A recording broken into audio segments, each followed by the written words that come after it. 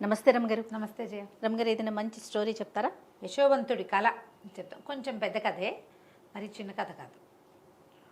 పూర్వమట కాణాన దేశం అని ఒక దేశం ఉండేదట. ఈ దేశంలో ఏకవీరుడని ఒక రైతు ఒక ఆయన ఉండేవాడు. రైతు అన్న పేరే కానీ చాలా పెద్ద కమతం, ఒక రాజాస్థానం లాగానే ఉండేది. ఆయనకి 2 భార్యలు అన్నట్టు.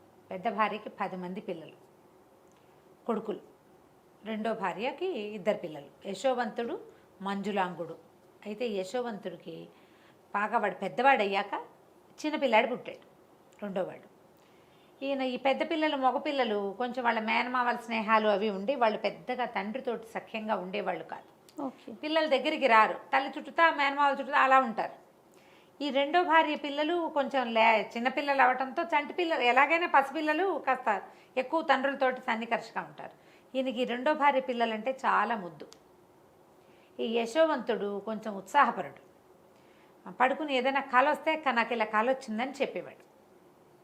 అయితే ఒకసారి ఏమైందట, వీళ్ళు చాలా పెద్ద గొడ్ల మంద ఉంది, పశువుల మంద. వీళ్ళకి రైతు కదా, ఈయన తన పశువుల్ని మేపే మైదానంలో గడ్డి తగ్గిపోతుంటే ఆయన ఏమన్నట్ట, ఒరే నాయనలారా, మీరు పశువుల్ని తీసుకెళ్ళండి, పెద్ద మందాన్ని పట్టుకెళ్ళిపోండి, చిన్న మందాన్ని నాకు వదిలిపెట్టండి, మరి ఇక్కడ గడ్డి తగ్గిపోయాక చిన్నపిల్లల్ని తీసుకుని నేను వస్తాను, మీరు ముందు పెద్ద మైదానాల వైపుకి వెళ్ళిపోండి అన్నారు. పాతకాలంలో అలా చేసేవాళ్ళు.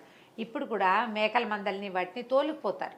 కొండపాలెం సినిమా చూసాం, కొండపాలెం సినిమాలో అలాగే కదా, మేకల్ని గొర్రెల్ని వాటిని మేపడానికి కొండల మీదకి తీసుకుంటారు. అవును. అవి బాగా బలిసేక అమ్ముకుంటారు. వాటి కాపలా కాసుకోవటం అవన్నీ వాళ్ళదే పూచి. 10 మంది మగపిల్లలు పెద్దవాళ్లే. సరే, అందుకని పంపిస్తే ఏమైంది, చిన్నపిల్లలిద్దరూ ఇంటి దగ్గర ఉన్నారు. ఈ యశోవంతుడికి ఒక 16 ఏళ్ళు ఉంటాయి, ఆఖరి వాడికి ఒక 4-5 ఏళ్ళు ఆ మంజులాంగుడికి. అయితే యశోవంతుడు ఒకనాటి రాత్రి నిద్రపోతే వాడికి ఒక కల వచ్చింది. ఆ కళ ఎట్లా వచ్చింది, తనేమో ఏదో రాజు వేషంలో ఉన్నట్టు, తన అన్నదమ్ములని తను దండించినట్టుగా ఒక కళ. ఓహో. వాడికి ఆ కళలు చెప్పడం అలవాటు కదా, అన్నయ్యలు ఎవరూ లేక వాళ్ళతో చెప్దామనుకుంటే ఇంతలో ఏమైంది, వాళ్ళు ఏం చేశారు, మైదానం మీదకి వెళ్ళిపోయి తండ్రికి కబురు చేయాల. అంటే తండ్రితో సఖ్యం లేదు వాళ్ళకి, నాన్న కంగారు పడతాడు, అలాంటి భావాలు లేవు వీళ్ళకి. ఏ కబురు చేయాల. వీడు నిద్ర లేచి ఆ కళ చెప్పడానికి ఎవరూ లేరు అనుకుంటుంటే తండ్రి నాడు, అరే అబ్బాయి, నువ్వు కాస్త ముందెళ్ళి అన్నయ్య వాళ్ళు ఎక్కడున్నారో చూడు, ఎట్టాగొట్టా కబురు చేయి, మేము కూడా మెల్లిగా వెనకాల బయలుదేరి వస్తానులే, వాళ్ళ సంగతి ఏం తెలియలేదు, ఏదైనా ఇబ్బంది పడుతున్నారో ఏం పడుతున్నారో ఏదో ఒక కబురు చేయమంటే, ఈ యశోవంతుడు తండ్రితో సఖ్యం గలవాడు, తెలివైనవాడు, ఏదో చేస్తాడని ఈ 16 సంవత్సరాల పిల్లవాడిని పంపించాడు. పరిగెత్తుకుంటూ వెళ్ళాడు. వాళ్ళంతా మందతో నిదానంగా వెళ్ళాడు. వీడు మేఘాల మీద పరిగెత్తుకుంటూ పోయాడు. పై మైదానంలో అన్నయ్యల్ని కలుసుకునేసరికల్లా ఈ కనపడంగానే వాళ్ళు ఏమన్నారు, ఏంట్రా ఇంకో కళ చెప్పడానికి వచ్చావా అన్నారు. అంటే ఇప్పుడు అన్నారు, అదేంటో అన్నయ్య విచిత్రంగా వచ్చింది కళ, మీరందరూ ఇంత బలశాలులు కదా, ఏంటో నేను మిమ్మల్ని దండించినట్టు నా కళ వచ్చింది, నేను రాజులాగా ఉన్నా ఆ కళలో అనేసరికి వాడిని వేళాకోళం చేశారు. ఇంతకుముందు నీకు వచ్చిన కళలు నిజమైనాయి, కొత్తవన్నీ చెప్తావు అన్నాక వాళ్ళకి ఏమనిపించింది, వీడు కల్లో అయినా రాజు అయిపోవటం ఏమిటి, మన వెనకాల పుట్టినవాడు, కల్లో కూడా కాకూడదు. మన తమ్ముడు రాజు అయితే మనకు నచ్చుతుందా? పైగా సవతి మాత్సర్యం ఒకటి ఉంటుంది, ఇది ప్రధానమైంది.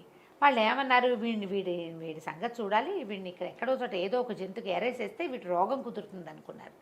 వీళ్ళందరూ కూడా ఇతని కంటే కాస్త కొద్దిగా పెద్దవాళ్ళు. వీడి వయసు వాడు ఒకడున్నాడు అందులో. వాళ్ళకి వీడు మన తమ్ముడు, వీడిని ఏమైనా చేస్తే నాన్నకి ఏం సమాధానం చెప్తాం, అయినా మనలో ఒకడిని లేదు అలా అనిపించల. 2-3 వీడిని ఇక్కడే పాతేద్దాం అలా అనేసరికలు మిగిలిన వాళ్ళు ఒప్పేసుకున్నారు. ఒప్పేసుకుని వాడిని ఏం చేశారు, పట్టి తాడు పెట్టి ఈడుస్తూ తీసుకుపోయారు, ఎక్కడో చోట వదిలేయటాన్ని కట్టేసి ఈడ్చుకుపోతుంటే ఏమైంది, వీళ్ళకి ఎవరు కనిపించారు, ఆ దారిలో బానిసల్ని కొనుక్కునే ఒక వర్తకుల బిడారు వెళ్తారు. వాళ్ళు అనుకున్నారు, వీడిని మనం మట్టు పెట్టడం ఎందుకు, అక్కడికి వెళ్ళి పని చేసుకుంటాడు, వీడి వల్ల మనకు డబ్బులు వస్తాయని ఆ బానిసల బిడారికి 20 దినారాలకు అమ్మేశారు, 20 కాసులకి అమ్మేసి డబ్బులు జేబులో పెట్టుకున్నారు. మాట్లాడకుండా ఊరుకున్నారు, తండ్రికి చెప్పాల. ఈ వర్తకుల బిడారులో పట్టుబడిన యశోవంతుడు అవతల రాజ్యంలో అమ్మబడ్డాడు, మహారాజుకి బానిసగా అమ్మబడ్డాడు. అయితే ఆయన బానిసలను ఏం చేసేవాళ్ళు, ఇలా కొనుక్కున్నాక వాళ్ళకి ఏంటి జీతభత్యాలు ఏమి ఉండవు, ఆహారం పెడతారు, పని చేయించుకుంటారు. మళ్ళీ వాళ్ళు అమ్మేసి తలుచుకుంటే అమ్మేసుకోవటమే, ఒక వస్తువు వాడు అంతే. అంతే. అయితే ఈ అంతఃపురానికి దగ్గరలో అతనికి ఒక కొలువులో కుదిర్చారు వాడిని. ఏముంది, దేవుడిలో అన్నం తింటారు, ఇక ఉంటారు, అక్కడే ఉన్నాడు. వీడికి తన కళని విశ్లేషించుకోవటం అవి ప్రాక్టీస్ ఉన్నాయి ముందు నుంచి. ఉన్నాడు అక్కడే. ఈ లోపల ఏకవీరుడు కుమారులను పిల్లల్ని కలుసుకున్నాడు, చిన్నపిల్లల్ని భార్యల్ని తీసుకుని. యశోవంతుడు ఏడంటే ఏడంటే ఏడి అన్నారు. మమ్మల్ని చూసి వెనక్కి వచ్చేసాడు, మాకు తెలియదు అనేసరికల్లా అయ్యో చిన్నపిల్లాడిని క్రూర మృగాల బారిన పడేసేసారని ఆ పిల్లవాడి మీద బెంగతోటి చిక్కి శల్యమైపోయాడు తండ్రి. పంచ ప్రాణాలు ఈ చిన్నపిల్లాడి మీదే పెట్టుకుని బతికేవాడు. కొంతకాలం గడిచింది. అయితే యశోవంతుడు చేరిన రాజ్యంలో రాజుగారికి ఒకనాటి రాత్రి ఒక కల వచ్చింది. చాలా విచిత్రమైన కళ. ఆయన ఎందరికో చెప్పాడు. ఆ కళ తాలూకు ప్రాఫెసీ ఇప్పుడు దీన్ని విశ్లేషణగా చెప్పగలిగిన వాళ్ళు ఎవరు కనపడలే ఆయనకి. ఎవరెవరినో రప్పించాడు. ఆ కళ ఏమిటి, ఒక పెద్ద ప్రవాహం ఈయన రాజ్యానికి ఆనుకొని ప్రవహిస్తోంది. అందులో ఇంచి 7 ఆవులు గట్టెక్కాయి. 7 ఆవులు ఎంత పుష్టిగా ఉన్నాయో, పెద్ద పెద్ద పొదుగులు, పెద్ద పెద్ద ఆవులు, ముట్టుకుంటే జారిపోతాయి చేతులు, ఈగబడితే జారేంత నున్నగా ఉన్నాయి. ఈ 7 ఆవులు మైదానం వైపుకి వచ్చి నుంచున్నాయి. ఇంతలో మైదానంలో నుంచి 7 బక్క చిక్కిపోయిన ఆవులు వచ్చినాయి. చూస్తూ ఉండగానే ఈ బక్క ఆవులన్నీ కలిసి ఈ పుష్టిగా ఉన్న ఆవుల్ని మింగేసాయి. వింతగా లేదు కళ. ఈ వింత కళని ఆయన ఎందరికో చెప్పాడు. పుష్టిగా ఉన్నాయి ఆవులు అనగానే గోదర్శనం మంచిది, కాబట్టి గోవుని తినేయడం మంచిదని ఎలా చెప్తాం? పోనీ గోవుని పులో సింహమో కాదు, గోవే తినటం. దాంతో జనాలు ఎవరు చెప్పలేకపోయారు. అయితే ఆయన మాట్లాడుతూ ఉంటే అది తెలియండి అన్నాడు వీడు పక్కన నిలబడి. ఆయనకు అర్థం కాలేదు. ఏమిట్రా అన్నాడు. అనేసరికి మీకు వచ్చిన కళ మన పరిస్థితిని సూచిస్తోంది ప్రభు అన్నాడు. నీకు అర్థమైందా అన్నాడు ఆయన. సైనికుడుగా నుంచున్నాడు యశోవంతుడు. నాకు అర్థమైంది ప్రభు అన్నాడు. ఏమర్థమైందో చెప్పు అనగానే 7 పుష్టి ఆవులు అంటే 7 సంవత్సరాల పాటు మనకి బ్రహ్మాండంగా పంటలు పండుతాయి, అద్భుతంగా పంటలు పండుతాయి. తర్వాత 7 బక్క చిక్కిన ఆవులు మైదానంలో నుంచి వచ్చాయంటే మనకి క్షామం రాబోతోంది 7 ఏళ్ల తర్వాత. ఓహో. ఇప్పుడు మనం ఈ 7 ఏళ్ల సంపదని, ఇప్పుడు ఈ 7 ఏళ్ళు మనం అనుభవించిన సంపత్తుని ఆ తర్వాత 7 సంవత్సరాలు మనని నాశనం చేసేస్తాయి. మనకి రాబోయే మంచికి చెడుకి సూచన ప్రభు మీ కళ అనగానే ఆయన ఆశ్చర్యపోయాడు. ఆ సభలో ఉన్న కార్తాంతికులు ఒకళ్ళిద్దరు ఇది కరెక్ట్గా ఉందని చెప్పారు. ఓకే, మాకు తట్టలేదు, ఏదో అందుతోంది కానీ వీడు బాగా చెప్పాడు అనగానే ఆయన అన్నాడు యశోవంతుడిని, సరే ఈ కళని నువ్వు మేనేజ్ చేయి, ఎట్లా చేస్తావో చెప్పు. అంటే ఏముంది, 7 ఏళ్ళు మనం సంపాదిస్తాం, ఒక్క గింజ వృధా కానివ్వద్దు, నిలవ పెట్టుకోవాలి. ఇప్పుడు ఈ సంవత్సరం మనకి బాగా ఎకరానికి 36-40 బస్తాలు పడ్డేది 60 బస్తాలు వచ్చిందనుకో, నువ్వు తిన్నంత తిని పారబోసినంత పారబోస్తావు. వచ్చే మొదటి 2 ఏళ్ళు జాగ్రత్త పడతావు, నెక్స్ట్ నెక్స్ట్ ఇయర్ ఇంకో 4-5 ఎక్స్ట్రా పండుతాయి. 2 ఏళ్ళ తర్వాత నీకు జాగ్రత్త వస్తుందా? అస్సలు రాదు. అదే చాలా మంది బిజినెస్ పీపుల్ చేసే పనులు ఇవే. లాభాలు వస్తుంటే ఒళ్ళు తెలియకుండా అయిపోతారు, సడన్గా నష్టం రావడం మొదలు పెడుతుంది. పాత లాభాలేమో వీళ్ళు ఉడాయించేస్తారు, నష్టం రావడం మొదలుపెట్టాక ఇంకా కవర్ చేసే వీలు ఉండదు, ఇలా అయిపోతాం. సరే రాజు అన్నాడు, నువ్వు ఒక పని చెయ్యి, దీన్ని ఎట్లా ప్లాన్ చేయాలో చెప్పు. నువ్వు ఇంత ఐడియా ఉన్నవాడివి, నీకు ఐడియాలు లేకపోవటం ఏం లేదు. అబ్బాయికి 16వ సంవత్సరంలో వీళ్ళకి దొరికాడు. 20 ఏళ్ళు దాటాక ఈ అవకాశం వచ్చింది అతనికి. సరే ఏమైంది, ఇతను ఏం చెప్పాడంటే ఆ సంవత్సరం నుంచి ప్రజలు పండింది వాళ్ళకి అవసరమైంది ఉంచుకొని మిగిలిందంతా రాజుగారి ఖజానాకి గిడ్డంగులకి తరలించేసేయాలి. ఒక్క గింజ పారేయటానికి వీల్లేదు, ఒక్క గింజ పడేయకూడదు. మొత్తం గింజలన్నీ రాజుగారి గిడ్డంగులు, దానికోసం పెద్ద పెద్ద గోడౌన్లు తయారు చేయించాడు అతను. ఏటా ప్రజలు తమకు అవసరమైన ధాన్యాలు, విత్తనాలు, డబ్బు కూడా కావాల్సినంత ఉంచుకోవటం. ఇప్పుడు డబ్బు ఖజానాకు చేరిపోతుంది, ధాన్యాలు గిన్యాలు మొత్తం సమస్తం రాజుగారి గిడ్డంగులకి చేరిపోవాలి. మరుసటి సంవత్సరం పండిందంతా గిడ్డంగికి వచ్చేస్తుంది, నిరుటిది వాడుకుంటారు.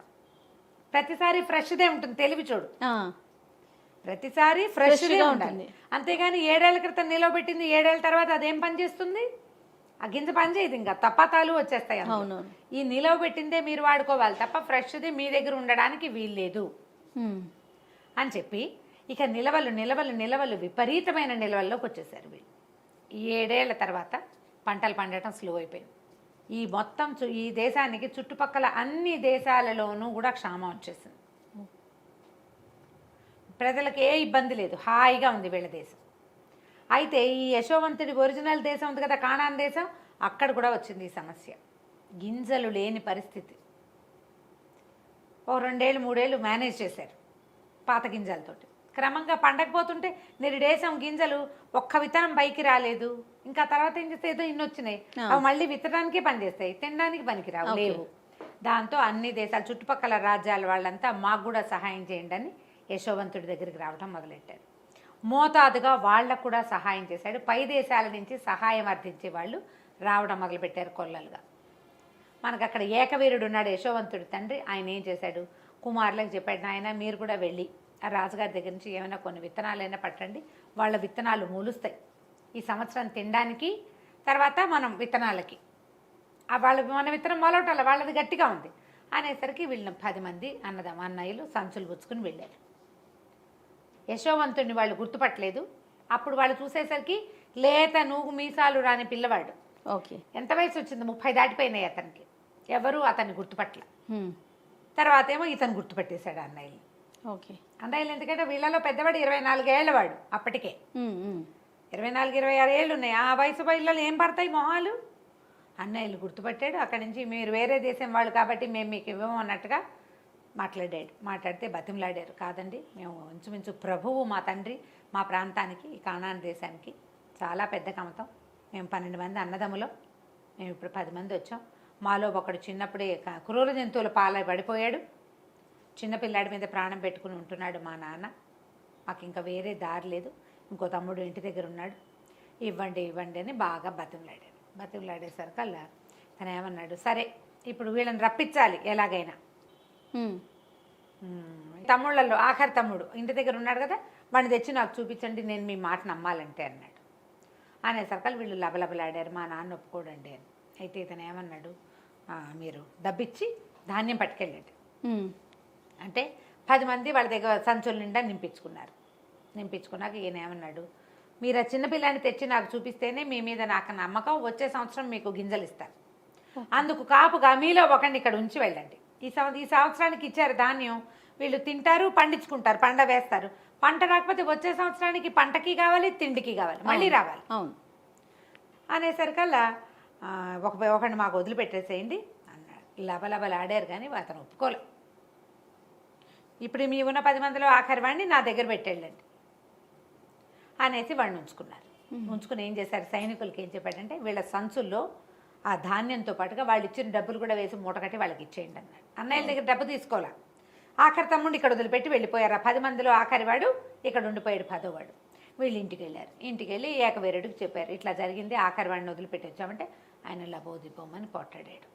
అట్లా వదిలిపెట్టి వచ్చారు, పైగా అసలు వాడిని చంపేశారు.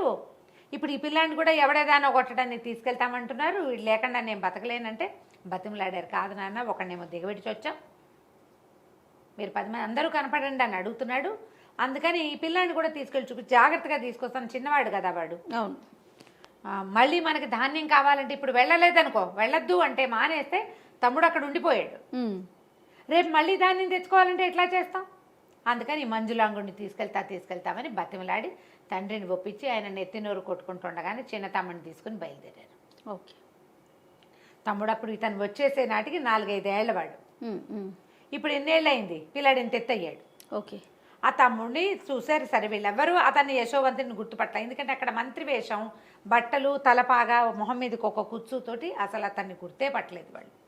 అక్కడి నుంచి వీళ్ళు వచ్చేసరికి ఆ చిన్న తమ్ముడిని కూడా చూసారికల్లా మహా ముద్దొచ్చేసింది ఇతన్ని.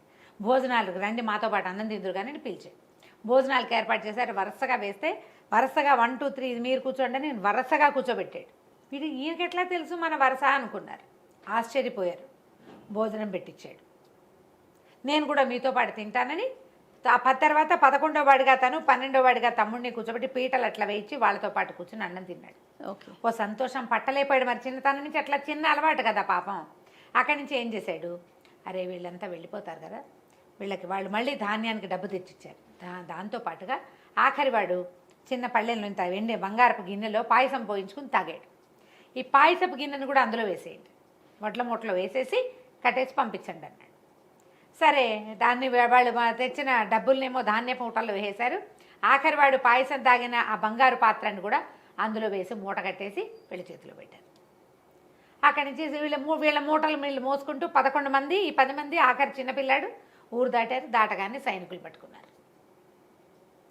మీ మూటలు అక్కడేవో బంగారు పాత్ర పోయిందంటే మీ వస్తువులను ఇవన్నీ చూడమన్నారు అని. చూస్తే వీళ్ళు డబ్బులు ఎందుకు వెనక్కి వచ్చేసినాయో వీళ్ళకి అర్థం కాలేదు. లాస్ట్ టైం కూడా డబ్బు వెనక్కి వచ్చింది, ఏదో పొరపాటు జరిగింది అనుకున్నారు. ఈసారి కూడా తమ మూటల్లో డబ్బులు ఉన్నాయి. ఆఖరి వాడి మూటలో బంగారు పాత్ర కనపడింది.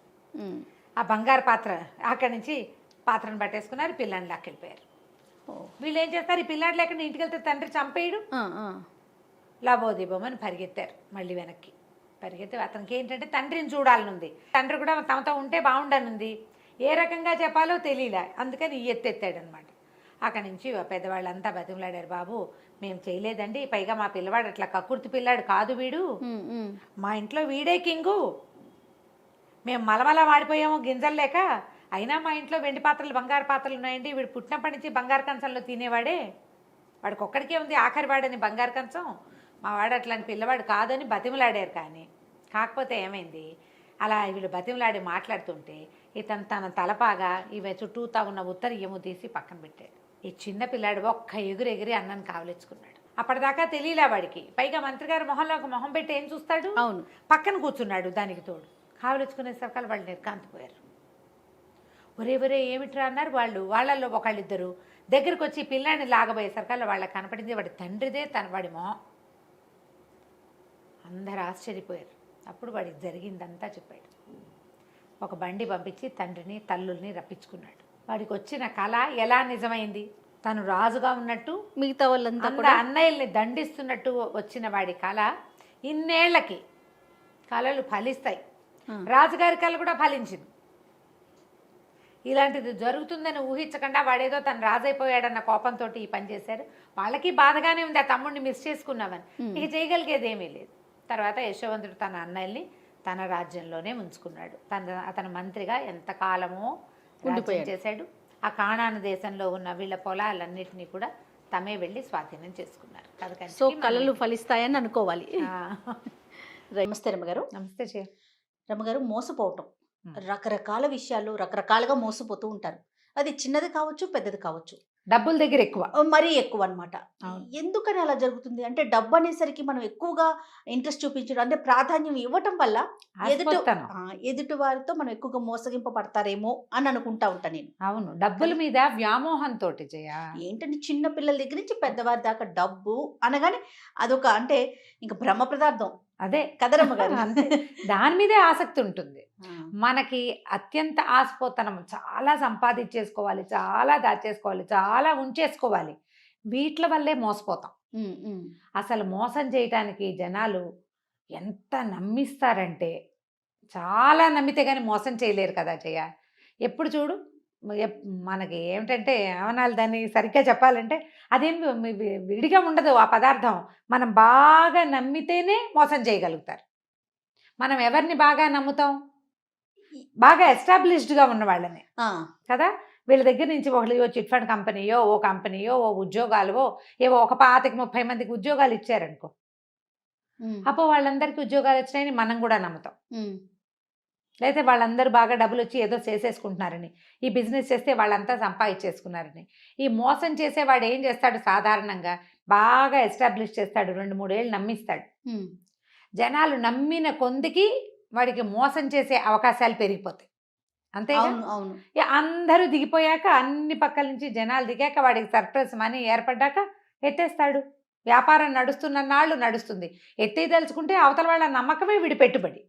అంతేగా, 100% ఈజీగా మోసం చేసేయచ్చు డబ్బు విషయంలో. చిన్నవి ఓ 100 రూపాయల నోటు కింద పడేసి ఇది మీదేనా అని అడిగి, అలాంటి చిన్న మోసాలు. సినిమాల్లో ఇలాంటి ట్రిక్కులు చూస్తూ ఉంటాం. అక్కడి నుంచి పెద్దవి, ఇక బిజినెస్లు, బోర్డులు తిప్పేయటాలు, బ్యాంకులు బోర్డులు తిప్పేటాలు, బ్యాంకులనే మోసం చేసేవాళ్ళు. ఏమిటి తాడిని తన్నేవాడు ఉంటే వాడు తలని తన్నేవాడు ఇంకొకటి. అత్యాశ ఒక కారణం అనుకోవాలి కదా రమగారు. ప్రధానమైంది మనుషులకు ఉండే గ్రీడీనెస్, అత్యాశ, కావాలి ఇంకా కావాలన్న కోరిక. మంచి మంచి కథలు ఉంటాయి జయ వాటి మీద. అవునా? మోసకారి కథలు ఎన్నో మనకి చాలా చెప్పుకున్నాం మనము. కానీ కథా సరిసాగర్ నుంచి ఒక కొత్త కథ చెప్దాం. తప్పకుండా. ఇంతకుముందు చాలా చెప్పాం కదా. ఒక ఊళ్ళో శివుడు మాధవుడు అని ఇద్దరు ఫ్రెండ్స్ ఉండేవాళ్ళు. పరమ మోసకారులు వాళ్ళిద్దరు.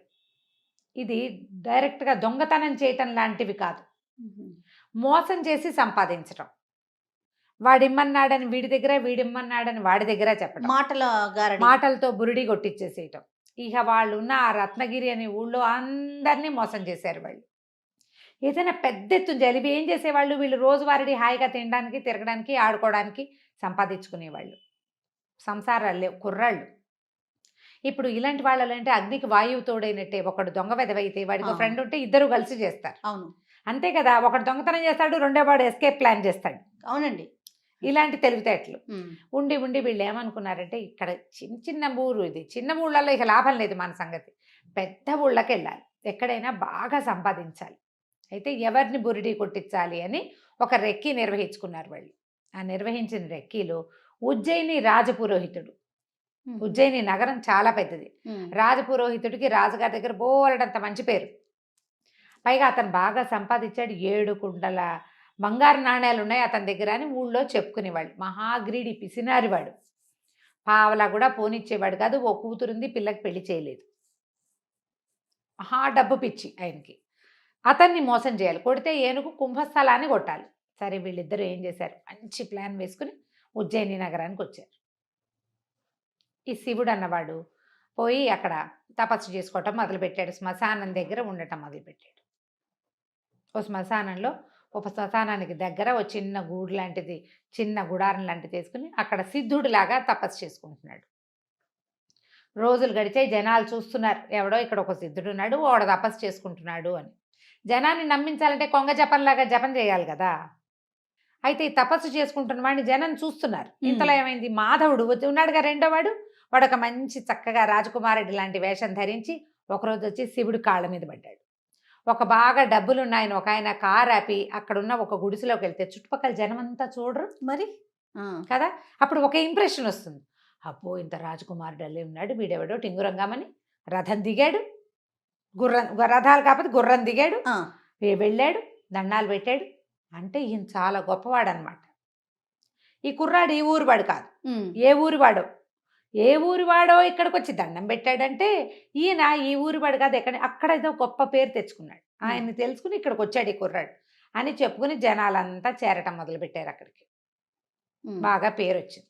ఇంతలో ఈ మాధవుడు ఏం చేశాడు, ఊళ్ళోకి వెళ్ళి కొంతమంది జూదరులని వాళ్ళని ఆకట్టుకున్నాడు. అరే, మీకు డబ్బులు ఇస్తాను, మీరు రాజపురోహితుడి దగ్గరికి వెళ్ళండి, వెళ్ళి నేను రాజకుమారుణ్ణని, నాకు రాజుగారి ప్రాపకం కావాలని కోరుకుంటున్నానని, దర్శనం ఇప్పించమని, ఏదైనా ఇస్తానని చెప్పి ఆయన ఒప్పించండి అని.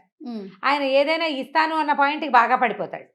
లంచంతో జరగని పని లేదు లోకంలో కదా. ఇది పాత ఉజ్జయిని కథల్లో కూడా ఉంది చూడండి. ఏనాటి ఉజ్జయిని నగరం.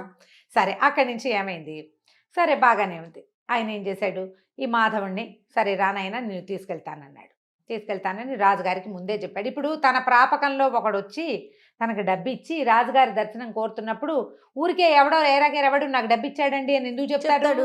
చెప్పకుండా రాజుగారికి అతను ఒక ఉత్తమోత్తముడైన రాజకుమారుడని, రాజ్యాలు అవి పోగొట్టుకున్నాడని, రాచరికల్లో ఉన్నాడని, బుద్ధిమంతుడని, ఉత్తమ కుల సంజాతుడని ఒక 4-5 మంచి వాక్యాలు చెప్పాడు. ఈ వచ్చిన కుర్రాడు వీడు చక్కటి టిప్పిటాప్గా దొంగ వెధవలకి చక్కటి ముఖ కవళికలు ఉంటాయి, వాడు బాగుంటాడు. రాజుగారు చూసి పిల్లాడు చూస్తే ఉత్తమ వంశ సంజాతుడు లాగానే కనపడుతున్నాడు, మరి బుద్ధిమంతుడు, రాజు దగ్గర ఎట్లా ప్రవర్తించాలో తెలిసింది, వీడు సైనికుల ద్వారా వాళ్ళ ద్వారా రాకుండా పురోహితుడి ద్వారా వచ్చాడంటే బుద్ధిమంతుడు కాదు మరి. అందుకని రాజుగారు ఏం చేశారు, ఏదో ఉద్యోగంలో పెట్టుకుని తాను ఉంచుకున్నారు. ఆ స్థానంలో ఉండునైనా ఇక్కడే రాజ్యం అవి, లేకపోతే నువ్వు కూడా మాలాగానే క్షత్రియుడివి, నన్ను ఆశ్రయించి వచ్చావని రాజు తన దగ్గర ఉంచుకున్నాడు. సరే, ఈయన ఏం చేశాడు, రాజపురోహితుడు వీడు ఏ ఊరు నుంచో వచ్చిన రాకుమారుడు కదా, మన ఇంట్లోనే ఉంచుకుంటే వాడి తిండి డబ్బులు అవన్నీ మనకే వస్తాయని ఆశపడి, ఇంకా ఈయనకి రాజపురోహితుడికి డబ్బుకేం కొదవా మరి, అయినా గ్రీడు ఆ పోయేది కూడా మనకే రావాలని. ఉమ్. అక్కడి నుంచి మాధవుడిని రా అబ్బాయి మా ఇంట్లో ఉండు అన్నాడు. సరే ఇతను ఏం చేశాడు, ఈ రాజకుమారుడి వేషంలో ఉన్న మాధవుడు పురోహితుడు గారింట్లోకి, శంకరస్వామి ఆయన పేరు, అక్కడికి చేరాడు. చేరిన తర్వాత సరే తనకి పూర్వోత్తరం నుంచి వాళ్ళ పేరెంట్స్ దగ్గర నుంచి రాచరికం వల్ల వచ్చాయి అని చెప్పి అంత బిందె, దాని నిండా వజ్రాలు రత్నాలు ఉన్న ఒక బిందెని వీళ్ళింట్లోనే, ఈ గదిలో లాకర్ ఉందండి అని తన బ్యాగ్లోంచి ఆ బిందె తీసి పెట్టాడు. ఈయన కళ్ళు మిరుమిట్లు కొలిపేసినాయి. ఏమిటో బిందె పెడుతున్నాడు, వీటి నిండా నగలున్నాయి. 2 రోజులకు ఒకసారో రోజుకోసారో మా పూర్వోత్తరపు నగలు మా తాతగారి నాయనమ్మ, ముత్తాత నాయనమ్మ, ముత్తాత వాళ్ళందరి ఆశీస్సులు ఉంటాయని ఆ బిందె బయటకు తీసి దానికి దండం పెట్టేవాడు. ఈయన కళ్ళు ఎప్పుడు ఆ నగల మీద ఉండేవి. పైన కనపడుతున్న మణులు మాణిక్యాలే కొన్ని కోట్ల విలువ చేస్తాయి. నిజానికి అవి ఏవి నిజమైనవి కాదు, నకిలివి. పొట్టిరాళ్లకి మెరుపు ఎక్కువ కాదు. ఈయనకు ఆ సంగతి తెలీదు. సరే నకిలీ నగలే ఉంచాడు. ఆ బిందె రోజు తీస్తాడు, దండం పెడతాడు, అదే నా దైవం అన్నట్టుగా. ఈయనకి గొప్ప సరదాగా ఉండేది. కానీ ఏమడుగుతారు, మన ఇంట్లో ఉన్నవాడిని నీ నగలు నాకు అంత ఆశ. ఈయనకు ఆశ ఉంది కానీ దొంగ బుద్ధి లేదు పాపం. సరే వీడు ఏం చేశాడు, 15-20 రోజులు చక్కగా కులాసాగా ఉన్నాడు. ఆ సిప్రా నదీ తీరంలో శ్మశానం దగ్గర ఒక సాధువు ఉన్నాడుగా, సాధువుకి కూడా అప్పుడప్పుడు నమస్కారం పెడితే జనాలంతా వాడి దగ్గరికి చేరుతుండేవాళ్ళు. అతను సాధువు అని ఫిక్స్ అయిపోయారు జనం అంతా, సన్యాసి అని. ఇతను ఏం చేశాడు, ఒక 20 రోజులు గడిచాక శుభ్రంగా 20 రోజులు తిన్నాడు. వెళ్ళి ఇంట్లో రాజస్థానానికి వెళ్ళి ఉద్యోగం చేసుకునేవాడు. మెల్లిగా అన్నం తింటాం మానేశాడు, చిక్కిపోవటం మొదలుపెట్టాడు. డైటింగ్ చేస్తున్నాడు అనమాట. చూసిన వాళ్ళంతా ఏమిటైనా చిక్కిపోతున్నావు, వచ్చినప్పుడు చక్కగా పుష్టిగా ఉండేవాడివి అని అడగటం మొదలుపెట్టారు. 15 రోజులు లేకవాడు ఇట్లా అయ్యాడు. దేవుడా అని నీరసంగా ఏమన్నాడు, నాకు అగ్నిమాంద్యం పట్టుకుందండి, బతకనో ఏమిటో నేను. మా తాత కూడా ఇలాగే చచ్చిపోయాడండి, మా ముత్తాత కూడా ఇలాగే అయిపోయాడు, నాకు కూడా అగ్నిమాంద్యం పట్టుకుంది కాబట్టి బతకను నేను. నాకేమైనా ఇల్లా వాకిలా, మా పూర్వోత్తరం నుంచి వచ్చిన నగలు ఉన్నాయి, వాటిని ఎవరైనా సద్బ్రాహ్మడికి దానం చేసి మరణిస్తానండి అని మొదలుపెట్టాడు. ఈయనకి పాపం ఏం చేస్తాడు, నాకు ఇచ్చే అని అనలేకపోయాడు. అవునవును. ఎవరినో బ్రాహ్మణుల్ని తీసుకొచ్చేవాడు. వీళ్ళు నాకు నచ్చలేదు, వాళ్ళు నాకు నచ్చలేదు, వీళ్ళు నాకు నచ్చలేదు, ఏమిటి ఇలా ఉన్నాడు, ఇలా ఉన్న వాళ్ళకి దానం చేస్తే నాకేం సద్గతులు వస్తాయండి అనేవాడు. కొద్ది రోజులు గడిచాక ఏమన్నాడు, సిప్రా నదీ తీరంలో శ్మశానం పక్కన ఒక గూడారం వేసుకున్నాడు చూడండి సిద్ధుడు, ఒక ఆయన సాధువు, ఒక సన్యాసి. ఆయనైతే మహోత్కృష్టమైన దానం, ఆయనకి ఇవ్వాలి దానం, నా నగలన్నీ నేను ఆయనకి దానం చేస్తానండి అన్నాడు. పాపం ఈయనేం చేశాడు, ఈ రాజపురోహితుడు, ఇప్పుడు దాన ప్రక్రియ ఒకటి ఉంటుంది కదా, ఆ ప్రక్రియ చేస్తే తనకి 10 రూపాయలు ముడతాయి, ఆయన ఉద్దేశం అది. పోయి అక్కడ ఉన్నాడే ఎవరు, అక్కడ వీడి ఫ్రెండ్ శివుడు, అక్కడ కూర్చున్న ఆ సన్యాసికి వెళ్ళి అడిగాడు, బాబు మా ఇంట్లో ఉన్న మాధవుడికి ఒంట్లో బాగుండలేదు, వాడికి అగ్నిమాంద్య రోగం పట్టుకుంది, మరి చనిపోయేలాగా ఉన్నాడు, పాపం బక్క చిక్కిపోయాడు, తన దగ్గర ఉన్న పూర్వోత్తరపు నగలన్నీ దానం చేస్తానంటున్నాడు, దానం పట్టమన్నాడు. అనేసరికల్ శివుడు అన్నాడు, నాకేం ఇంట్రెస్ట్ లేదండి, దానం ఎందుకు, నేను సన్యాసిని, సంసారికైతే ఏదో నగా నాణ్యం దానం పుచ్చుకున్నా ఉపయోగపడుతుంది, నాకేం ఉపయోగం, నేను సన్యాసిని, పోనీ దానం పుచ్చుకుందామని నాకు పిల్లని ఎవడిస్తాడండి అన్నాడు. అనగానే ఈయనేమన్నాడు, బాబు పూర్వాశ్రమంలో నువ్వెవరు ఏమిటి అని అడిగితే నేను బ్రాహ్మణేనండి అని చెప్పి, అయితే నాకు కూతురుంది, మా పిల్లనిచ్చి పెళ్లి చేస్తా. ఓహో, మా పిల్లనిచ్చి నీకు పెళ్లి చేస్తాను, పెళ్లి చేసుకో, దానం పుచ్చుకో, మా ఇంట్లోనే ఉండు కానీ హాయిగా అన్నాడు. అని చంకలు గుద్దుకున్నాడు లోపల, అమ్మయ్యా మన అల్లుడికే వస్తుంది మొత్తం డబ్బంతా. సరే ఈయన కాసేపు నసిగి గునిసి, సరేలేండి పాపం ఆయనెవరో వర్ణాసన్నుడుగా ఉన్నవాడి కోరిక తీర్చాలి, తమరింత పెద్దవారు ఇంత మాట అన్నారు, కన్యాదానం కూడా చేస్తామంటున్నారాయే, అలాగే లేండి అన్నాడు. వెంట పెట్టు తీసుకొచ్చి వినయ స్వామిని, ఆ పిల్ల పేరు, ఆ తమాషా పేర్లు ఉంటాయి ఈ కథా సరిత్ సాగరంలో, ఆ వినయ స్వామిని ఇచ్చి పెళ్లి చేశాడు. పెళ్లి చేసిన 2 రోజులకి ఇతనితోటి ఆ మొత్తం బంగారపు కుండ ఉంది కదా, కుండ నిండా ఉన్నాయి వజ్రాలు రత్నాలు ఆభరణాలు పూర్వోత్తరపు నగలు, అవన్నీ దానం చేయించాడు. అయితే ఇతనేమన్నాడు, ఈ నగల సంగతి నాకేం తెలుస్తుందండి, మీరే దాచండి అని మామగారి చేతిలో పెట్టాడు శివుడు. మాధవుడు ఆ రోజు నుంచి అన్నం తింటాం మొదలుపెట్టాడు. నెల తిరిగేసరికి చక్కగా నున్నగయ్యాడు. దానం చేసిన ఫలితం వల్లే ఆరోగ్యం చేకూరింది. అంతేగా మనం గుళ్ళో పూజ చేస్తే ఆరోగ్యం చేకూరుతుందని చెప్పుకుంటాం కదా, మందు పట్టించిందనం మనం పూజ చేయటం వల్లే అంటాం. మన డాక్టర్ మంచివాడనే మాట కంటే పూజ చేయించాం, గ్రహశాంతులు చేయించాం కాబట్టి అలా నమ్ముతారు కొంతమంది. ఆ ఊళ్ళలో ఆ రోజుల్లో మరీ ఎక్కువ దానం చాలా గొప్పగా చేయించారు ప్రక్రియ. ఆయన కన్యాదానం చేశాడు, వీడు నగలు దానం చేసి ఆరోగ్యం బాగుపరుచుకున్నాడు అని చెప్పుకున్నారు. అక్కడి నుంచి 1-2 నెలలు గడవంగానే ఇక ఇతనేమన్నాడు, అల్లుడు ఏమంటే మీ ఇంటి మీద పడి తింటాం ఏం బాగుంటుంది, నాకు ఎట్లాగూ దానం వచ్చింది నగలు, ఆ నగలు మీరే ఉంచుకోండి, ఓకే. దానికి తగిన వేల ఇచ్చేసేయండి నాకు, ఓ. నా డబ్బులు నాకు దానం వచ్చిన డబ్బులు నేను ఖర్చు పెట్టుకుంటాను అన్నాడు. అనేసరికి ఆయన ఒప్పుకున్నాడు. ఒప్పుకొని తన దగ్గర 7 కుండల్లో డబ్బులు ఉన్నాయని చెప్పుకుంటున్నారుగా ఊళ్ళో అంతా, ఆ 7 కుండల ధనాన్ని అల్లుడు గారికి ఇచ్చాడు. నగలు తను దాచిపెట్టుకున్నాడు. అవి పూర్వపు రాజవంశపు నగలు, అంటే కోట్ల విలువ చేస్తాయి. మన దగ్గర 7 కుండలు ఏమిటి దిక్కుమాలిన ముష్టివి, ఇవే ఉంది లెక్క, అది చాలా ఎక్కువ అని భావించాడు. కొద్ది రోజులైంది. ఈ శివకేశవులు ఇద్దరు ఉన్నారుగా, శివుడు మాధవుడు, హాయిగా ఎంజాయ్ చేయటం మొదలుపెట్టారు. అక్కడికి ఇక్కడికి వెళ్ళిపోతారు, తింటారు, కొనుక్కుంటారు, తాగుతారు, అక్కడ ఇక్కడ జూదవాడడానికి వెళ్తారు, విహారయాత్రలకు వెళ్ళిపోతున్నారు, ఎంజాయ్ చేసేస్తున్నారు. ఇంకా కొన్నాళ్ళు గడిచాక రాజపురోహితుడికి ఏదో పెద్ద రోజువారీ జీతానికి ఆయన కొదవలేదు. రాజుగారి దగ్గర నుంచి జీతం వస్తుంది, తర్వాత ఏమో సంబారాలు వస్తాయి, భోజనానికి దానికి ఖర్చులు వెళ్ళిపోతాయి. ఒకసారి ఆయన ఏదో కొనుక్కుందాం అనుకున్నాడు, పొలమో ఏదో, డబ్బులు లేవు, క్యాష్ లేదు కదా, మరి లిక్విడ్ ఉండద్దు. ఈయన ఏమనుకున్నాడు, మన దగ్గర ఇంత కొండ నిండా నగలున్నాయని ఒక మాణిక్యాన్ని పుచ్చుకుని రత్నాల వర్తకుడి దగ్గరికి వెళ్ళాడు. ఆయన చూసి, ఏంటండి ఇది గాజు, దాన్ని నేలకేసి కొడితే 300 ముక్కలైంది. అది గాజు రాళ్ళు ముక్కలైపోతాయి, రత్నాలు ముక్కలు, కొసలు కూడా విరగవు వాటికి. అయితే రత్నాల వర్తకుడు అన్నాడు, ఈ భలేవారండి, ఇది పిచ్చిది, మీరు ఎక్కడి నుంచి తెచ్చారనగానే ఆయనకు ఉండే గోపేలు మంది, ఊరు నాయనో ఏం చేతుండ్రా దేవుడా అని ఈ చెంబంత బిందు ఉందిగా, బిందంతా పుచ్చుకుని రత్నాల వర్తకుడి దగ్గరికి వెళ్తే అన్ని గిల్టు నగలే అవి. వాడు రోజు బిందె తీసి దండం పెడుతున్నాడు కదా, మెరుపు పెడుతున్నాడు వాటికి, మెరుపెట్టి ఎప్పటికప్పుడు తలతల్లాడిస్తున్నాడు. ఈయన చూసుకునేసరికి అవన్నీ పిచ్చి పిచ్చిగా ఉన్నాయి. రెండోదేమో అన్నీ పిచ్చివే, అందులో ఒక్క బంగారు వస్తువు లేదు. అక్కడి నుంచి పరిగెత్తుకుంటూ వచ్చాడు. అల్లుడిని, తీ నీ నగలన్నీ నువ్వే తీసుకో, నా డబ్బులు నాకేమంటే, ఇంకేం డబ్బులు, నువ్వు నాకు ఇచ్చావు, నేను వాడేసుకున్నావు, ఇప్పుడు నా దగ్గర ఏం లేవు, కొన్ని వ్యాపారాల్లో మదుపులు పెట్టుకున్నాం, మిగిలింది మేము వాడేసాం అనగానే ఈయన మాధవుడి మీదకి తిరిగాడు. నువ్వే కదా నాకు దానం ఇచ్చావు, నువ్వు ఇచ్చిన నగలన్నీ తప్పు, అవన్నీ పిచ్చి నగలు అంటే నాకేం తెలుసు, మా వాళ్ళు ఇచ్చిన నగలు నాకు తెలియదు అన్నాడు. అనేసరికి లబో దిబోమంటూ ఈ శంకర స్వామి గారు రాజపురోహితుడు రాజుగారి దగ్గరికి పరిగెత్తాడు. ఈ నగలు ఎక్కడవయ్యా అంటే, అల్లుడివి. అల్లుడికి ఎక్కడవంటే దానం ఇచ్చాడు. ఎవరిచ్చారు? నేనే ఇప్పించాను. అక్కడి నుంచి రాజుగారు ఈ నేరంలో సంబంధం ఉన్న మిగిలిన ఇద్దరిని కూడా పిలిపించాడు. అల్లుడు ఏమంటాడు, నాకు నగ నాణ్యం ఏమీ తెలియదండి, నేను అసలు సన్యాసిని, ఈయనే దానం ఇప్పిస్తాను అని చెప్పి నాకు పిల్లనిచ్చి పెళ్లి చేసి దానం ఇప్పించాడు. నాకు నగల సంగతి తెలియదని మొదటి రోజునే మా మామగారికి అప్పచెప్పాను లేదా అడగండి అంటే అప్పచెప్పాడు. అక్కడి నుంచి మాధవుడిని అడుగుతారు. మాధవుడు అంటాడు, నాకేం తెలుసండి, నేనేదో రాజస్థానం నుంచి పారిపోయి ఇచ్చేసా, మా తాత ముత్తాతల నాడు ఆ బిందె మా ఇంట్లో ఉండేది, నేను ఆ బిందె తెచ్చుకున్నా, అది బంగారుదో టింగారుదో నాకు తెలీదు, నేనేనాడు వాటిని అమ్మడానికి ప్రయత్నం చేయలే, పెద్దవాళ్ళ జ్ఞాపకార్థం ఉంచుకున్నా, చచ్చిపోతానని దానం ఇచ్చాను, అది బంగారం అని భావించి కాదు, మా తాత ముత్తాతల ఆస్తిగా భావించా, అందులో ఉన్నది బంగారమో కాదో నేనేనాడు పరీక్షించాల, నాకు తెలియదు. ఓకే, రాజుకు అర్థమైంది వీళ్ళిద్దరూ మోసకారులే.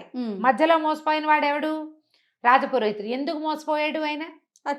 కేవలము రాజపురోహితుడి యొక్క లోభబుద్ధి వల్ల, ఆ కావాలన్న ఆశ కొద్దీ, నాకు మగపిల్లలు లేరు, నాకు డబ్బులు ఎందుకు, పిల్లకి పెళ్లి చేస్తే దాని దారిన అది వెళ్ళిపోతుంది అన్న ఊహ చెయ్యకుండా, నిత్యము రాజస్థానంలో మంచి పదవిలో ఉండేవాడిని, నాకు డబ్బాస్ ఎందుకు అనుకోలే, కట్టుకుపోతానా దీన్ని అనుకోలే. చివరికి ఏమైంది, ఆయన ఎప్పటి నుంచో దాచుకుని సంపాదించింది మొత్తం ఊడాయించేశారు. గట్టిగా అడిగితే, నీ పిల్ల నాకు వద్దు, వెళ్ళిపోతానంటాడు అల్లుడు. ఏం చేస్తారు? నోరు గట్టిగా మూసుకుని రాజుగారు కేకలేశారు, అబ్బాయిలిద్దరిని వదిలేశారు. వాళ్ళు హ్యాపీగా ఎంజాయ్ చేశారు. తర్వాత ఇట్లాగే కథలు నడుస్తూ ఉంటాయి. మనం ఆశ పడితేనే మోసపోతాం, అత్యాశ పడకపోతే ఎప్పుడూ జీవితంలో మోసపోము. ఆశ పడటం వరకు ఓకే అనిపిస్తుంది, మామూలుగా మనకి జీవితం మీద ఆశ ఉండాలి కదా జయ, ప్రతి విషయం మీద కూడా ఇది తీసుకుంటే ఇది చేస్తే మనకు బాగుంటుంది. మనకు ఆల్రెడీ చాలా బాగుండి ఇంకా ఏదో కావాలనుకుంటే, నీ ఏదో కావాలనే ఊహనే అవతల వాళ్ళు క్యాష్ చేసుకుంటారు. ఈ రోజుల్లో ఎక్కువ చూస్తున్నాం కదా రమ్మగారు, మామూలు క్రైమ్స్ అని, చిన్నవే మోసాలు చేయ, చిన్న ఆన్లైన్ మోసాలని. అబ్బా, ఏంటి రమ్మగారు, బంగారానికి మెరుగు పెడతామని రావటం, మొత్తం వలిసి వాడి చేతిలో పెట్టడం, లేకుంటే మీరు ఒక 100 రూపాయలు పెట్టుబడి పెట్టండి, మీకు అది 150 అవుతుందని. కానీ ఎలా 50 రూపాయలు? అది చెప్తున్నావు జయ. కోటీశ్వరులు ఒక లేడీని నమ్మి ఇంకా ఎక్కువ వడ్డీ కోసం, మరి ఆవిడ ఎన్ని కోట్లకి కుచ్చుటోపి పెట్టి, వాళ్ళకి డబ్బులు తక్కువ. చూడండి, ఆ కోట్లకి ఇంకా కోట్లు రావాలంటే అత్యాశ కాదు. హాయిగా ఉన్నది ఎంజాయ్ చేస్తే సరిపోతుంది. అది ఎంజాయ్ చేయలేరండి, చేయలేక చేయలేకపోతారు రమ్మగారు. చేయలేరేమో మరి. ఇప్పుడు ఈ పైనుంచి వచ్చింది మాత్రం ఎలా ఎంజాయ్ చేస్తావు? నువ్వు ఉన్నదే నువ్వు దాచుకోలేకపోతుంటే. ఎక్కడికెక్కడికో ఊహించుకుంటారండి, ఊహించుకుంటారు. తరతరాలు కూర్చొని తినాలని అనుకుంటారేమో బహుశా. రైట్ రమ్మగారు, దాని మీద కూడా మళ్ళీ మంచి కథ ఉంది, చెప్దాం మళ్ళీ. అవునా, తప్పకుండా. రైట్ రమ్మగారు, నమస్తే. నమస్తే జయ. నమస్తే రమ్మగారు. నమస్తే జయ. రమ్మగారు, ఏదైనా మంచి స్టోరీ చెప్తారా? సుకేసిని కథ చెప్తాం. సుకేసిని మళ్ళీ తమాషాగా ఉంది. ఓకే. మన మాణిక్య ద్వీపం అని ఒక ద్వీపం ఉండేదట పూర్వం. ఓ రాజుగారికి రాజ్యం చేసేవారు. ఆయనకి లేక లేక ఒక కూతురు పుట్టింది.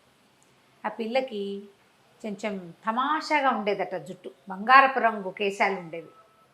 ఎంత అందంగా ఉందో, భలే బాగుండేది పాప. అమ్మాయి జుట్టు మరీ అందంగా ఉండేది, వెనకాలకంతా ఉంగరాలు తిరిగి ఉండేది, ముందు వైపు కొంచెం గోల్డెన్ ల్యాక్స్ ఉండేవన్నమాట. ముందు ఉన్న జుట్టు బంగారపు రంగు ఉండేది. రాగి రంగు ఉంటే ఒక రకంగా ఉండును, ఈ బంగారపు రంగు ఉండేసరికల్లా ఏదో వింతగా ఉందని అమ్మాయికి సుకేసిని అని పేరు పెట్టారు.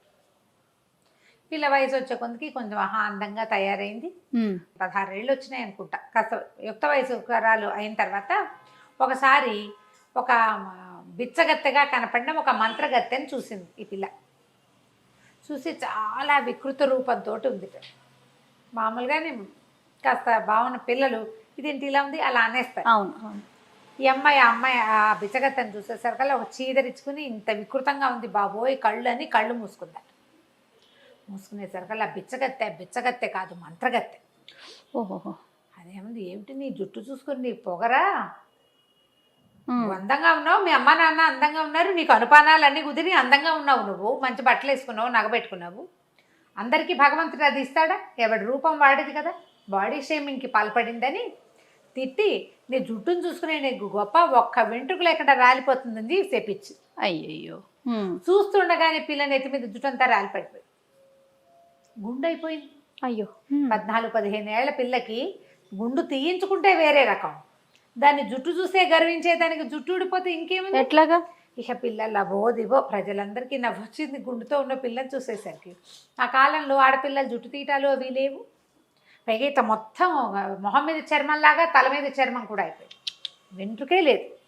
ఇక ఆ పిల్ల విపరీతంగా ఏడ్చింది, బయటకు వచ్చేది కాదు, లోపలే పడి ఉండేది. అయితే ఈ రాజపురోహితులు వాళ్ళు ఏమన్నారంటే, అమ్మాయి ఏదైనా సాధన చేసి చూద్దామన్నారు. ఇక మంత్రశాస్త్రవేత్తల్ని వాళ్ళని వీళ్ళని గురువు గారులని ఎంతమందిని పిలిచారు. ఎవరిని పిలిచినా ఏమీ జరగల, ఒక్క వెంట్రుక మలవలేదు, గుండుగానేది పిల్ల ఎదుగుతోంది. పిల్ల 16 ఏళ్ళు వచ్చేస్తాయి, 14 ఏళ్ళ పిల్లకి 16 రావడానికి ఎంతసేపు? అక్కడి నుంచి పిల్ల సిగ్గుపడి ఇంకేం పెళ్ళవుతుంది, పెళ్ళవ్వదు. అసలు ముందు ప్రజల్లోకి రాజుగారికి ఒకతే కూతురు, ఆ అమ్మాయి రాజ్యం చేయాలంటే ఈ గుండేసుకుని ఏం చేస్తుంది, అదో బాధ. సరే ఏం చేసింది, రోజు దైవ ప్రార్థన చేసుకునేది క్రమం తప్పకుండా. బ్రాహ్మణ ఆయన ఒక ఆయన వచ్చి ఏం చెప్పాడంటే, లక్ష్మీదేవిని ప్రార్థిస్తే కనుక మహాసమృద్ధి కలుగుతుంది. ధనం కోసం ప్రార్థిస్తే ధన సమృద్ధి, అన్నం కోసం ప్రార్థిస్తే ధాన్యలక్ష్మి అన్నాన్ని ఇస్తుంది, జుట్టు కోసం ప్రార్థించవమ్మా చక్కగాను అని చెప్పాడు. ఈ అమ్మాయి లక్ష్మీ ఉపాసన మొదలుపెట్టింది. అహోరాత్రాలు లక్ష్మీదేవి పూజే చేయగా ఒకనాటి తెల్లవారుజామున, శుక్రవారం నాడు ఉపవాసం ఉండి జాగారం చేసి, తెల్లవారుజామున అమ్మాయికి పెద్ద మిరుమిట్లు కొలుపుతూ లక్ష్మీ ప్రసన్నం జరిగింది. అమ్మవారు ప్రత్యక్షం అవ్వల, కానీ తెలిసింది వచ్చిందని. వచ్చి ఏం కావాలని అడిగినట్టు తెలిసింది. తెలిసేసరికి ఆ పిల్ల ఒక జుట్టు కావాలన్న ఒక ఉద్రేకంలో ఉంది కదా, ఆ విగ్రహాన్ని కావులు ఇచ్చుకుని రోజుకు 2 నా జుట్టు పెరిగిపోవాలమ్మా అని కోరుకుంది. 2 నాకు జుట్టు పెరగాలి అన్న కోరికకి తెల్లవారేసరికి టకా టకా టకా టకా పెరిగిపోవటం మొదలుపెట్టింది. జుట్టు పెరిగిందా, కానీ పెరగటం ఆగల. నాకు మోకాళ్ళ దాకా జుట్టు, నడుం దాకా జుట్టు, పోనీ పాదాల దాకా జుట్టు అన్నా బాగానే ఉంది, అంతటితో ఆగిపోయేది. 2 వేసరికల్లా ఏం చేస్తారు, పిల్లని మించిపోయింది జుట్టు, కత్తిరించారు. తెల్లారేసరికి మళ్ళీ పెరిగిపోయింది. 2 అయిపోవాలి కదా, ఎంత కత్తిరిస్తే అంత. ఇక అదొక ప్రోగ్రామ్ కింద ఈ అమ్మాయి జుట్టు కత్తిరించటము, పైదాకా కత్తిరించేస్తే దానికి డబల్ వస్తుంది, సగానికి కట్ చేస్తే దానికి డబల్ వస్తుంది, 2 ఇంచీలు కట్ చేస్తే 4 ఇంచీలు వస్తుంది.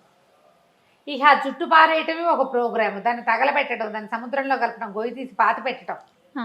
ఇట్ట 2 ఏళ్ళు గడిచినాయి. ఆ పిల్ల ఆ జుట్టు ముయ్యలేక ఇట్ట పడిపోతూ ఉండేది.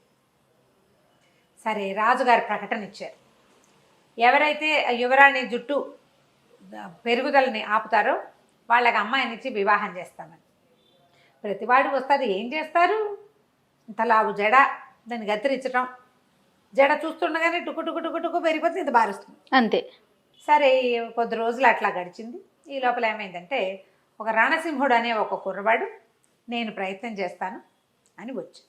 జనం ఊరికే చూసారు, ఎవ్వరూ ట్రై చేయలే, ఇది భగవద్దత్తమైనది, దానికి ఎవరేం చేస్తారు, అంతే కదా. సరే ఏం చేశాడు, 5-6 సార్లు కత్తిరించి చూశాక అతనికి ఒక ఐడియా వచ్చింది.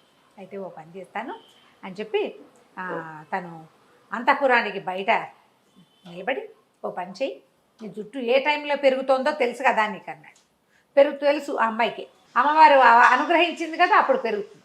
ఆ సమయంలో ఓ పని చెయ్యి, జుట్టుని పైన కడ్డీకి కట్టేసి నిదానంగా దిగి వచ్చేసేయి నువ్వు అని చెప్పాడు. జుట్టు ఎంత జుట్టు ఆ అమ్మాయికి మించి 5-6 ఇంతలు ఉంది. కత్తిరించి బిసుకుపుట్టి అట్టగా ఈడ్చుకుంటూ తిరుగుతుంది. ఖాళీ ఉన్నప్పుడు కట్ చేస్తారు, లేకపోతే ఆ జుట్టు పుచ్చుకు తిరుగుతూ ఉంటుంది అట్టగే. ఎవరైనా మోస్తారు ఆ అమ్మాయి జుట్టుని వెనకాల. సరే ఇది చెప్పేసరికల్లా కుర్రాడు, ఈ అమ్మాయి ఏం చేసింది, ఉయ్యాలకి కడ్డీలు వేస్తారు కదా బాల్కనీలో, ఆ బాల్కనీ కడ్డీకి తన జుట్టు కోసని పైకి మూడేసి నిదానంగా తన జుట్టే పట్టుకుని జారి కిందకి రావటం మొదలుపెట్టింది. బాగా ఇంత దగ్గరకు వచ్చాక ఈ అబ్బాయి ఏం చేశాడు, అమ్మాయి జుట్టు పైదాకా మెడ కిందకి వీపు మీదకి కత్తిరించేసి అమ్మాయిని పట్టుకున్నాడు. అతను పొడుగాటి వాడి పిల్లని చుట్టూ 5 feet 5.5 feet, అతను 6 అడుగుల పైన ఉన్నాడు. కత్తిరించేశారు కల్లా, అంటే అమ్మాయి నుంచి జుట్టు కత్తిరిస్తే పెరుగుతోంది, ఇప్పుడు జుట్టు నుంచి అమ్మాయిని కత్తిరించాడు. ఓకే, జుట్టు బలంతో కదా వేళ్లాడుతుంది, కత్తిరించేశారు కల్లా జుట్టు పెరగటం ఆగిపోయింది. బాగుందిగా, ఇప్పుడు ఇంకా బాగుంటుంది. కానీ అమ్మాయి పెరగటం మొదలుపెట్టింది. అయ్యో, ఇది ఇంకా విచిత్రం. ఇక అమ్మాయి పెరగటం మొదలుపెట్టింది. అట్ట భవనాలు చాలలేదు, మహాకాయురాయలు అయిపోయింది. ఇప్పుడు ఏం చేయాలి, అమ్మాయి పెరుగుదల ఎలాగాలో తెలియలే. ఆ పిల్లకి విరక్తి పెట్టింది, పెళ్లి వద్దు, పేరెంటం వద్దు, ఎటగొట్ట ఉంటాను, ఇటగే ఉంటాను, రోజు కొంచెం కొంచెం కొంచెం చొప్పున ఎలా అయిందో మహా పెద్ద పర్సనాలిటీ. ఎండావాన అన్నీ ఆ అమ్మాయి మీదేను. సరే ఏమైంది, ఇంతలో పక్క రాజ్యం వాళ్ళు వీళ్ళ మీద యుద్ధానికి వచ్చారు. పోనీ అమ్మాయి ఇంత పెరిగింది కదా, దీని ఫాయిదా ఉఠాయిద్దాం అనుకున్నారు ఎలాగోలాగా. యుద్ధం చేయటం కంటే ఈ అమ్మాయి మంచి స్టౌట్గా కూడా ఉంది, అంటే వెడల్పుగా బలంగా ఉంది పిల్ల. ఈ 16-17 ఏళ్ల పిల్ల, బలంగా ఉన్న పిల్ల అదే సైజులో పెరిగితే మరి కొంచెం పుష్టిగా ఉన్నట్టే కదా. ఆవిడకి ఏం చెప్పారు ఐడియా, అమ్మ ఓ పని చెయ్యి, ఈ మాణిక్య ద్వీపం ఉంది కదా, ఇది సముద్రంలో దీనికించి తీసుకుపోయి ఇంకో చోట బయలుకిచ్చి పెట్టేయమన్నారు. ఆ అమ్మాయి సముద్రంలో 2 కాళ్ళు వేసి నిలబడింది, మాణిక్య ద్వీపాన్ని ఎత్తేసరికల మన రాజకుమార్ ఉన్నాడు కదా రణసింహుడు, గబగబా అమ్మాయి భుజాల మీదకి ఎక్కాడు. చీమ పాకినట్టుంది, అమ్మాయికి ఏం తెలియదు ఎంత ఎత్తుందో. అయితే ఇప్పుడేమన్నాడు, ఎక్కి చెవిలో చెప్పాడు, నేను రణసింహుడిని, నువ్వు కంగారు పడుతూ నేను నీ జుట్టు కత్తిరించేస్తాను. మెడ మీద ఎక్కి నుంచున్నాడు, జుట్టు కత్తిరించేస్తాను, నువ్వు సైజు పెరగటం తగ్గటం మొదలు పెడతావు, నీ అసలు సైజుకి రాగానే నీళ్ళలోకి దిగి ఈదటం మొదలుపెట్టు, నీ ఒరిజినల్ సైజు వచ్చేస్తుంది అని చెప్పాడు. ఇది ఈ పెరుగుదల అనేది ఏదర్ మనిషి ఆ జుట్టుకు ఉండిపోయింది అది. ఓకే, అక్కడి నుంచి ఏం చేశాడు, పెద్ద కత్తెర పుచ్చుకుని అమ్మాయి భుజాల మీద నుంచిన అమ్మాయి మాణిక్య ద్వీపాన్ని పెళ్ళగిస్తుంటే జుట్టు కత్తిరించడం మొదలు పెట్టాడు రణసింహుడు. జుట్టు కత్తిరించే మెడదాకా కత్తిరించేశాడు. మెడదాకా కత్తిరించగానే ఇంత పొడుగైపోయిన అమ్మాయి తక్కువని సైజు తగ్గిపోయింది. నార్మల్గా వచ్చిందా? నార్మల్గా వచ్చేసింది. నార్మల్గా వచ్చేసింది. రణసింహుడు అన్నాడు, ముందే చెప్పాడు, మనం ఇద్దరం సముద్రం అంతా ఈదాల్సి వస్తాము, మనం ద్వీపంలోకి వెళ్తానికి సరేను అని ఒప్పుకుంది. సరే ఇద్దరు కలిసి ఈదుకుంటూ బయటకు వచ్చారు. రాజకుమార్తె ఒరిజినల్ సైజులోకి వచ్చేసింది. అమ్మాయి అనుకున్నారంట. కానీ మళ్ళీ జుట్టు పెరగటం మొదలుపెట్టి మళ్ళీ మళ్ళీ రెండింతలు పెరిగిపోవడం, కత్తిరించడం. సరే దీనికి ఇంకో ఉపాయం, మరి ఇప్పుడు ఎట్లాగైనా సరే రాజకుమార్తె జుట్టో మనిషో తగ్గించాలి. అంతే, తగ్గించి ఆ అమ్మాయిని మామూలుగా చేసి పెళ్లి చేసుకుంటేనే దీనికి ఈ రాజ్యానికి రాజు అవుతాడు. అవును అవును. సరే ఏం చేశాడు, ఈసారి ఒక పని చేద్దామని పెద్ద త్రాసు పెట్టించాడు. రాజకుమార్తెను ఒక దాంట్లో కూర్చోబెట్టాడు. ఇప్పుడు ఇది అమ్మాయి జుట్టుని అమ్మాయి మీద నుంచి లాగి సగం జుట్టుని అందులో వేశాడు. కొంచెం కొంచెం కత్తిరించడం మొదలెట్టాడు, అది పెరగటం మొదలుపెట్టింది. ఈ కత్తిరించిన జుట్టు రాజకుమార్తె ఒకే సైజుకి వచ్చేదాకా కత్తిరించేసేట. ఓకే, సమానంగా తూగాక ఇక జుట్టు పెరగటం మానేసింది. అమ్మాయి పెంచాలో జుట్టుని పెంచాలో కన్ఫ్యూషన్ వచ్చింది ఆ వరానికి. అమ్మాయికి పెరుగుదల వరం. ఆ తర్వాత ఇంకేమీ పెరగలేదట. ఎంత తమాషాగా ఉందో చూడు. 50s రాయబడిన కథ ఇది. ఆ తర్వాత ఈ సుకేసునికి సహజంగా అమ్మాయికి ఎంత జుట్టు ఉందో అంత జుట్టే ఉంది, అలాంటి బంగారు ముంగురులే ఉన్నాయి. రణసింహుడును సుకేసిని ఇద్దరు వివాహం చేసుకున్నారు. మాణిక్య ద్వీపానికి రాజు రాణిగా ఎంతో కాలం హాయిగా ఉన్నారు. దీంట్లో లాజిక్లు వెతకండి, సరదాగా ఉండే ఒక పిల్లలకి చెప్పుకునే ఒక కథ అంతే. రైట్, కంచికి మనం ఇంటికి. నమస్తే. నమస్తే రమగారు. నమస్తే జయ. రమగారు, అప్పు ఇచ్చేటప్పుడు లేదా పుచ్చుకునేటప్పుడు సంతకాలని, సాక్ష్యాలని రకరకాల హడావుడి చేస్తూ ఉంటాం. అలా చేసినా కూడా మోసం చేస్తారు, మోసపోతూ ఉంటాం కదా. ఇప్పుడైతే ఇంకా లేటెస్ట్ టెక్నాలజీ, స్టాంప్ పేపర్లని, రిజిస్ట్రేషన్ అని, ఇంకొక సాక్షి అనేసి. ఇదివరకు రోజుల్లో ఎలా ఉండేదండి? ఇలాంటి మోసాలు జరుగుతూ ఉండేవా? ఇలా సాక్ష్యాలు కూడా ఉండేవా రమ్మగారు? సాక్షి ఉండాలి కదా, ఎవరో ఒకళ్ళు మధ్యవర్తులు. మధ్యలో ఒకళ్ళు ఉండి ఒకళ్ళు అప్పిచ్చేవాడు, ఒకళ్ళు తీసుకునేవాడు. ఒక కాగితం రాయించుకోవటము, లేకపోతే ఫలానా వాళ్ళు ఊళ్ళో ఉన్న పెద్ద మనుషులు ఎవరో మధ్యవర్తిగా ఉండటము, మున్సబ్ గారు, కరణం గారు ఎవరైనా మధ్యలో ఉండి ఇప్పించటము, వాళ్ళ మాట నడవాలి కదా, అలా ఉండేది. అయితే అన్ని చోట్ల అలా ఉండదు కదా, ఏదో మనం తెలుసు కదా అని 10,000, 20,000, 25,000 చేబదుళ్ళు ఇవ్వటం, అలా చేసేవాళ్ళు ఇదివరకు. ఇచ్చిన వాడు వెనక్కి తిరిగిస్తాడు, ఇవ్వని వాడు ఎగ్గొట్టేస్తూనే ఉంటారు. అలా అదొక పద్ధతి, అదొక పందా మనుషులది. ఇలాంటి దాని మీద ఒక కథ చెప్తాం. పూర్వం ఒక పల్లెటూళ్ళలో నారాయణ శెట్టి గారని ఒక వ్యాపారస్తుడు ఉండేవాడు. ఓ రోజు ఆయన కొంచెం వర్షాకాలం ఎక్కడికో నడిచి వెళ్తున్నాడు. అప్పట్లో అంతా నడకలే కదా. వెళ్తుంటే ఆయనకు కోటయ్య అని ఒక రైతు కనపడ్డాడు. కనపడేసరికల్లా ఏదో పిచ్చాపాటి మాట్లాడుకున్నారు. ఆ కోటయ్య ఏమన్నాడంటే, బాబు వానాకాలం వచ్చేసింది, ఇల్లంతా కురిసిపోతోంది, రూపాయి లేదు, చాలా కష్టాల్లో ఉన్నాను, ఇల్లు కప్పించుకోవాలి మొదట, తర్వాత ఏమో ఇల్లు కప్పటంతో పాటుగా కొంచెం వ్యవసాయానికి కొద్దిగా పెట్టుబడి కూడా కావాలి అని చెప్పి ఒక 200 ఇప్పించండి, వీలు వెంబడి తీర్చుకుంటాను అన్నాడు. అనేసరికి ఈ నారాయణ శెట్టి గారు కొంచెం మెతకవాడు. సరే, ఆ దారిలో నడుస్తూ ఏమన్నాడు, అలాగేలే కోటయ్య, ఎప్పుడు చెల్లేయగలవు చూసుకుని చెప్పన్నాడు. చూస్తుంటే, ఏముంది బాబు, ఈ వ్యవహారం అంతా తెమిలి ఇల్లు కప్పేసుకుంటాము, పొలం పంట ఇస్తాను, పంట వచ్చాక మీ డబ్బు మీకు ఇవ్వనా పువ్వుల్లో పెట్టి అన్నాడు. అనేసరికల్లా ఇప్పుడు దారే పోతున్నారు ఇద్దరు ఒక దారిలో. అక్కడ ఎవరుంటారు మధ్యవర్తులు? కాగితాలు రాసుకోవడానికి నువ్వు వాళ్ళ ఇంటికో వాళ్ళు మీ ఇంటికో వస్తే ఏదో కాగితము ఒక వ్యవహారము. రోడ్డు మీద నడిచి వెళ్ళేటప్పుడు కదా ఈయన ఏం చేశాడు, 2 నోట్ల కట్టలోంచి 200 రూపాయలు తీసి కోటయ్య చేతిలో పెట్టాడు. నోట్లు వచ్చినాయి ఈ కథ నాటికి. పని చేసుకో, వీళ్ళు వెంబడి తీర్చేసేయి, వడ్డీ ఏం వద్దులే అని చెప్పాడు. వడ్డీ వద్దులే అని చెప్పిన వాడు ఎంత మంచివాడు మరి.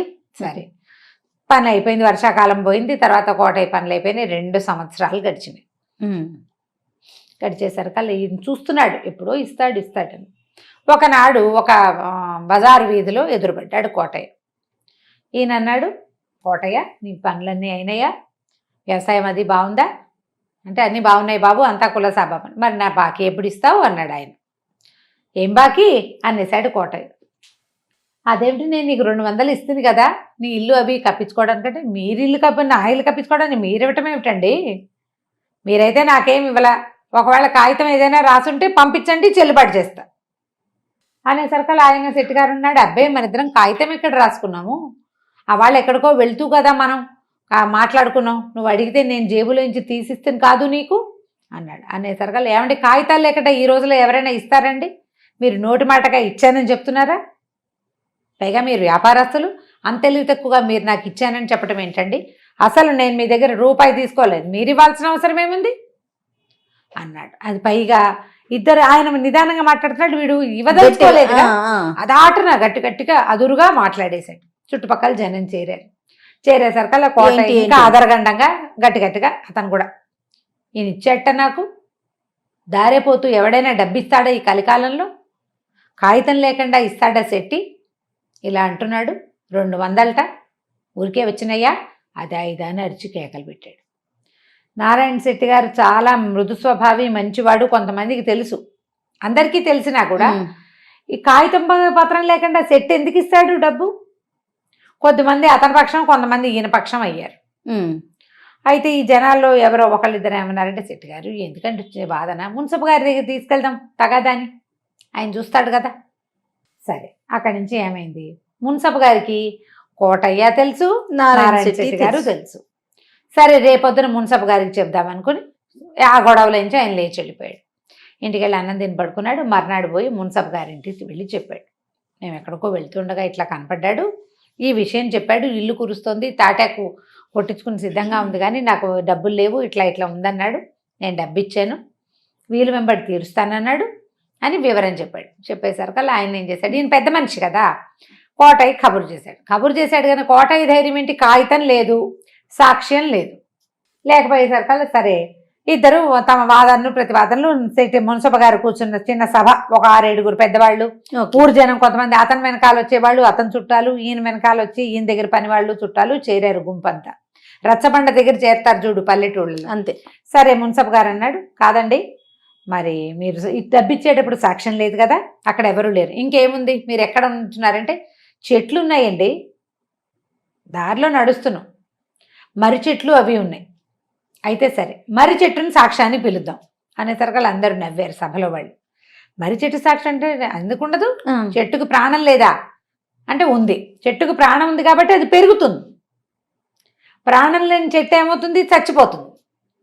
ప్రాణం ఉన్న చెట్టు పెరుగుతుంది, శాఖలుగా అటు ఇటుగా వెళ్తుంది, ఆకుపచ్చగా చిగురేస్తుంది, గాలికి రెమ్మాడిస్తుంది.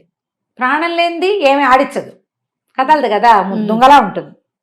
కాబట్టి చెట్టుకు ప్రాణం ఉంది, చెట్టు కూడా సాక్ష్యం చెప్తుంది అని చెప్పి శెట్టి గారు మీరు పని చేయండి, మీరు ఏ చెట్టు దగ్గర డబ్బు ఇచ్చారని మీరు అనుకుంటున్నారో ఆ చెట్టు దగ్గరికి వెళ్ళి రేపు సభలో సాక్ష్యం చెప్పడానికి రమ్మని చెప్పిరండి అంటే సరేనండి అని నారాయణ శెట్టి గారు నడుచుకుంటూ పోయాడు.